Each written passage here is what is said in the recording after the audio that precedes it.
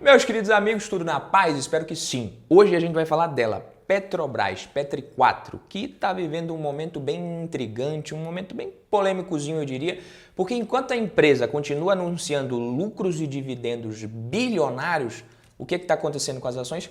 As ações caindo, recebendo até recomendações de venda, tem gente dizendo que não vale a pena. Será que é hora de colocar o lucro no bolso? Quem teve lucro, vender as ações da Petrobras? Será que a fase dos bons dividendos está ficando para trás com essa nova política divulgada pela empresa? É melhor sair antes que as coisas piorem, fiquem pior ainda? Qual que vai ser o dividend yield que a Petrobras vai conseguir pagar nos próximos anos?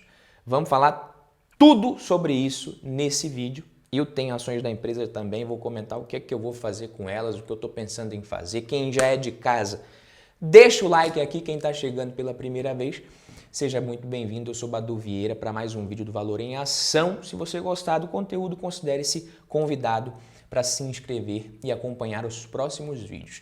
E é o seguinte, meus queridos amigos, para alguns analistas do mercado, o resultado do segundo trimestre de 2023 da Petrobras, esse anúncio de dividendos da empresa e de recompra de ações também, isso já dá sinais de que a janela de oportunidades para investir nas ações da Petrobras já passou. Não tem mais. O JP Morgan rebaixou a recomendação das ações da Petrobras de overweight, ou seja, exposição acima da média do mercado, que é o equivalente à recomendação de compra, para neutro. O preço-alvo caiu para R$ 35,50, que era de R$ 37. Então, é aquela coisa, não é mais tudo isso. Quando a gente olha os indicadores da Petrobras, a gente percebe que está descontada ainda, por P sobre L de 2,58, que é a relação preço-lucro. Então, teoricamente, se o lucro permanecer constante, o investidor recupera esse investimento em menos de 3 anos, pagando esse preço atual de R$ 30,48. PVP de 1,09, praticamente em linha com o valor patrimonial, um dividend yield absurdo de 47,61%. E é isso aqui que deve cair. Esse dividend yield, quando a gente olha o histórico da Petrobras nos últimos anos, que foi muito alto, 2021 quase 20%, 2022 67% e atualmente 47,6%. Isso aqui deve diminuir e eu vou te explicar por quê. Você vai entender os resultados da Petrobras nesse vídeo. Olhando aqui para os resultados que a Petrobras divulgou, ela fechou o segundo trimestre desse ano com um lucro líquido de 28,7 bilhões.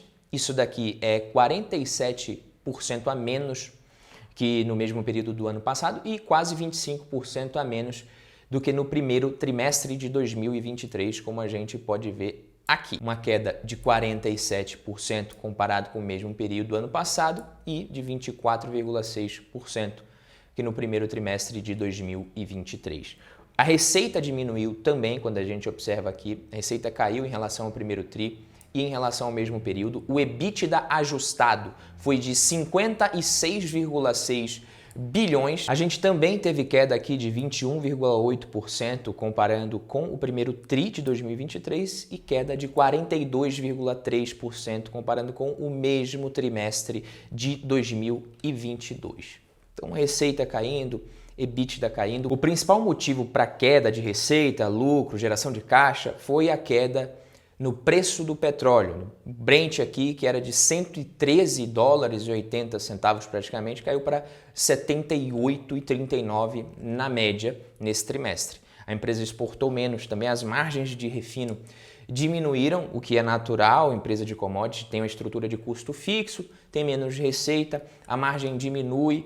E hoje a gente tem 3 fatores principais que impactam as ações da empresa, além do preço do petróleo, do Brent, é claro, obviamente. 3 fatores que são a alocação de capital, a política de preços e a política de dividendos. Com relação à política de preços, o ministro de Minas e Energia, Alexandre Silveira, disse que os preços já estão no limite, né? Os preços dos combustíveis praticados internamente estão no limite, entre aspas, e que se houver oscilação para cima na cotação do petróleo, esses repasses vão ser feitos pela Petrobras. Então isso dá uma tranquilizada no mercado, mas você tem que se ligar no seguinte, aqui que está a chave para você entender o que você pode esperar da Petrobras, principalmente de dividendos? O fluxo de caixa livre da empresa foi de 33 bilhões nesse trimestre. Está aqui, ó, 33,3 bilhões. Fluxo de caixa livre. Esse número que você precisa olhar se você estiver interessado em dividendos na Petrobras. O fluxo de caixa livre é o que sobra para a empresa decidir o que ela vai fazer, se vai pagar dividendos, se vai pagar os credores, amortizar dívidas, se vai fazer o que ela quiser. Então, empresas que geram muito caixa livre geralmente são boas pagadoras de dividendos se elas quiserem, tá? A análise da geração de caixa livre também é essencial para você determinar qual que é a saúde financeira de uma empresa. Se ela gera muito caixa livre, ela vai ter dinheiro para os dividendos, como eu falei, para pagar os credores, para fazer o que ela quiser. E outra coisa que influencia muito é a capacidade da empresa de gerar caixa livre no futuro. Isso pesa muito para o mercado decidir quanto que vale a pena pagar numa ação. É claro, numa empresa de commodity, você estimar a geração de caixa livre é difícil porque você não consegue prever o preço da commodity, mas outros fatores internos dentro da empresa, de governança até, isso pode indicar para o mercado, olha, mesmo que o preço do barril esteja aqui, mesmo que o preço da commodity esteja nesse patamar, a empresa talvez não consiga pagar tantos dividendos. Talvez essa empresa aqui seja menos arriscada, pretende investir menos. Enfim, esse é o dilema em torno da Petrobras hoje. A capacidade para gerar caixa livre ela tem, mas será que ela quer seguir sendo uma boa pagadora de dividendos mesmo? Quanto será que ela vai investir nos próximos anos? Isso tudo vai influenciar. Fluxo de caixa livre é igual ao fluxo de caixa operacional mais o fluxo de caixa dos investimentos, que geralmente é negativo.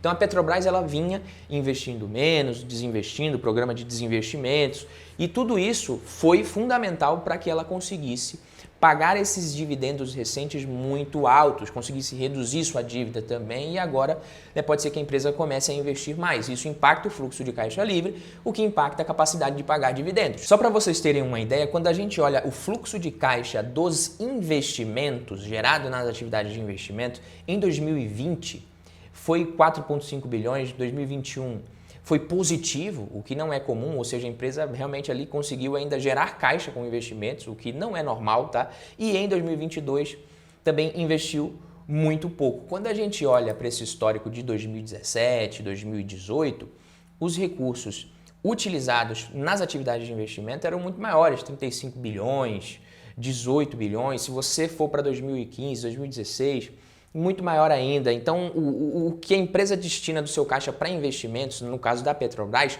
só vem diminuindo até 2022, só veio diminuindo. E por isso ela conseguiu também aumentar tanto assim a sua distribuição de dividendos. Então, se esse fluxo de caixa de investimentos começa a aumentar, se ela começa a investir mais novamente, isso pode impactar o potencial da empresa de pagar dividendos. Ela deve divulgar o programa de investimentos para os próximos anos, nos próximos meses, junto com o planejamento estratégico de 2024 a 2028.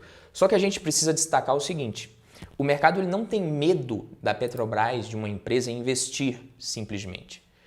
O medo que o mercado tem, que o investidor tem, é de a empresa investir e obter um retorno ruim. Nesse caso, é melhor realmente pegar a geração de caixa e pagar dividendos.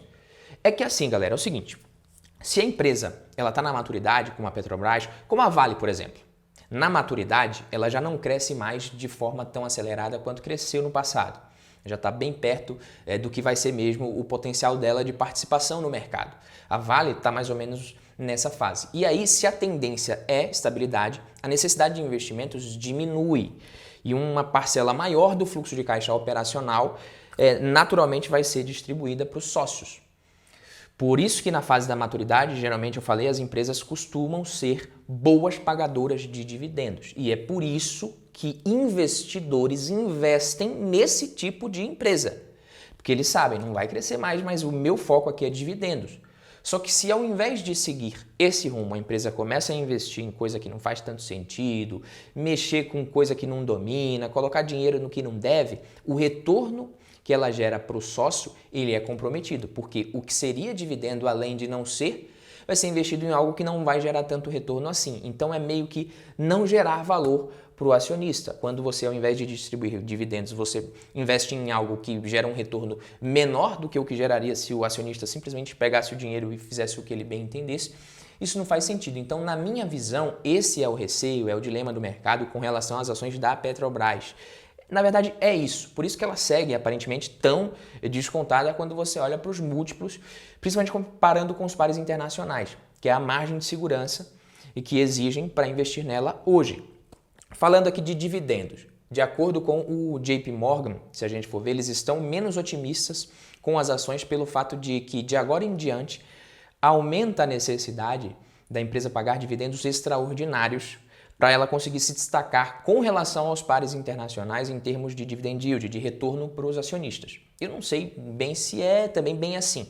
É um pouco de exagero aqui. A política de dividendos da empresa agora é de distribuir 45% do fluxo de caixa livre. Era 60%, agora é 45%. Mas essa política só vale se a empresa não ultrapassar, não extrapolar a dívida. A dívida não pode ultrapassar 65 bilhões de dólares.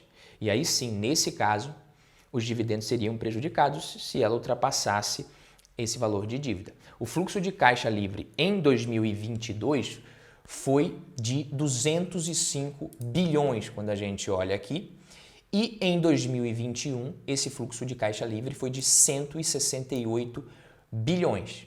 Então, se valesse essa nova política já, por essa nova política de dividendos, ela teria distribuído 92 bilhões em dividendos em 2022 e em 2021 ela teria distribuído 76 bilhões de dividendos, o que foi realmente bem menos do que a Petrobras de fato distribuiu. Se você for olhar os dividendos da empresa aqui, meu amigo, ela pagou muito, ela pagou 287 bilhões em 2022 e 100 bilhões em 2021. Claro que a gente teve, nesse período aqui, dividendos extraordinários, por isso que o JP Morgan ressalta essa necessidade de haver mais dividendos extraordinários para o dividendo da empresa fazer sentido. Porque se a política já fosse essa, o dividend yield teria sido alto, mas não teria sido esse absurdo, teria sido muito menor do que esses absurdos aqui. Então, pode esperar um dividendo bem mais dentro da casinha, bem mais tímido na Petrobras nos próximos anos. Para o dividend yield dela ser de 10% ou mais, com as ações nesse preço aqui, o fluxo de caixa livre teria que ser de 100 bilhões ou mais. Então, a empresa ela é capaz sim de gerar esse caixa livre, mesmo que o petróleo não suba, se ela priorizar a geração de caixa. Caso contrário, não. O que eu acho é o seguinte, o retorno em dividendos deve cair na Petrobras, isso já era esperado tanto pela queda no preço da commodity quanto pelo aumento da dívida que está acontecendo, se aproximando desses 65 bilhões, mudança na política de dividendos da empresa, o dividendo ia cair. O que eu quero dizer é que, para as ações subirem muito do preço que estão sendo negociadas agora, esse dividend yield ele precisaria ser bem maior do que os pares internacionais e eu não acho que isso vai acontecer. Isso estava acontecendo, tanto que as ações da Petrobras subiram mais de 30% esse ano, mas esse dividendo ele deve diminuir. Então, para a ação subir, eu acho que não tem mais tanto espaço. Esse yield absurdo deve cair e aí realmente o potencial de alta das ações é menor. Agora, mas não é por isso que eu vou vender. Mesmo que seja um valor menor, a empresa acabou de anunciar 15 bilhões em dividendos, 1,14 por ação, 39% abaixo dos 24,7 bilhões distribuídos no primeiro tri deste ano, que foi de 1,89 por ação. Mas isso daqui não é só porque a política mudou, não é só porque a empresa vai pagar menos dividendo agora. A gente viu que a receita também diminuiu. Como eu disse, não é por isso que eu vou vender, até porque eu paguei barato demais nas ações. Então eu não sou aquele investidor que se apaixona pela empresa, se eu ver que a coisa está começando a ficar feia, eu vendo, mas de 2020 para cá, que foi quando eu investi pesado na Petrobras, eu recebi de dividendos mais do que eu paguei nas ações no total. Então, mesmo nos preços de hoje, na política atual, o dividend yield para 2024 ele deve ser interessante. Então, sendo mais otimista aqui, pelo menos 15%, uns 12% sendo mais realista, menos de 10% se a coisa realmente mudar muito e ficar mais feia. Se o petróleo cair demais e esse programa de investimentos for muito pesado, aí esse dividend yield ele pode ser menor ainda. Tem esse risco, tá? Não vou falar que não tem, é claro que tem.